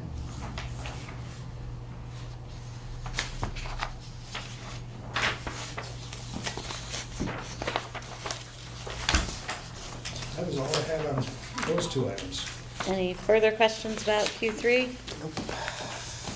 All right. Yes, thank you. Long-term agenda, I think really just we have our meeting scheduled for Monday, May 13th. We said 5:30. I'm wondering if people would be able to come at 5. Alan, I know you have that Yeah. middle school building committee meeting, which is potentially a problem. You can? Yep. I just went to town meeting 101 last night to talk about, the role of FinCom at town meeting for new town meeting members. There is a lot of talk about please come early so that you can get your little electronic voting clicker and stuff like that. So I'm just a little concerned that if we don't start till 5:30, that we might get pressed for time for the 6:30 meeting. Are we gonna try to meet someplace different than the front of the auditorium, or? I was gonna see if maybe we can find out if we could meet like in the high school library or something like that. See if we can get. I think it's easier to be at the high school, Mhm. but Yeah. but In the auditorium. but not in the auditorium. Yeah. But if we were able to meet, say, in the library or some other classroom on the first floor, if we could meet at 5, try and wrap up our meeting around 6, so that then we could get Yeah. down and Our clicker? get our clickers and sign off on any of the Yeah. motions we have to sign Okay. off on and all that. Yeah, because, my meeting's at the Savard, so, 5 minutes away at most, so I should be there close to 5. Okay. Or is there any chance you guys could meet at the high school? Would that make things easier for you? Probably not. We'll, You'd rather we'll not be mess with fine. it? Okay, I We'll be totally fine get at it. this All right. point. All right. So let's try to post a meeting for 5 o'clock at the high school, but if you can reach out to the schools and figure out if there's availability. Yeah. And you'll send me an agenda? Yes, I will send you an agenda. It will basically be review and discuss annual and special town meeting articles. I don't think we're planning to like take up any other business that night. It would all be related to town No, meeting. No. But we did, just table the CPC, Yep. the $1 million thing, Mhm. and Yeah. it's possible something else will. Some last minute adjustment Right. or size of a bill or something. Yeah. Yeah. Yeah. Okay. All right. So then we have a meeting scheduled for June 20th, because that's back to our third Thursday of the month. Vote on any year-end transfers that we might be looking at. We're going to look at discussing financial policies, and I need to check in again with Tony about like what information we can get from the light department for that meeting. Okay. And Heads then up, I will not be attending that meeting out of town for June 20th. we could potentially make an adjustment to the schedule if that.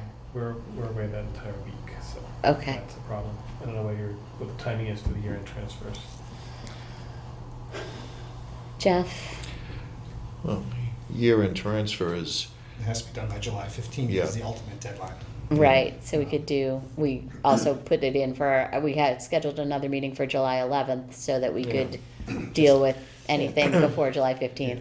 but Just if, have to but if we have tie a it to the Board of quorum, Selectmen as well, yeah, because they'll have to yeah, approve, so. yeah, but Right. if we have a quorum, we can still take this, if Absolutely. something's critical, we can still do something, Yeah, so. yeah. Okay, so let's stick with the June 20th date, July 11th, and then we have a meeting scheduled for August 15th for our, and the only thing we have on the schedule so far is the FY24 year-end review at that point. Yeah, one thing we're gonna have to think about when the new fiscal year begins is establishing a schedule for budget balancing. Yes. I agree.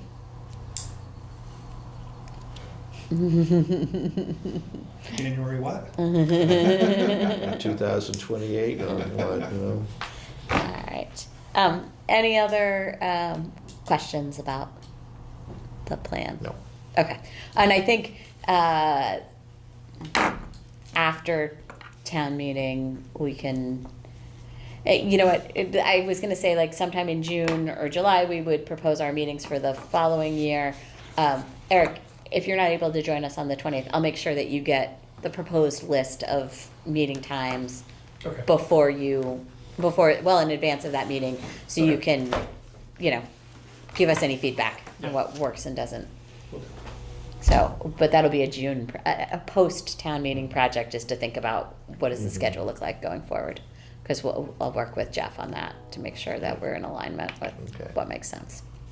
Okay. Any other topics for discussion? Okay.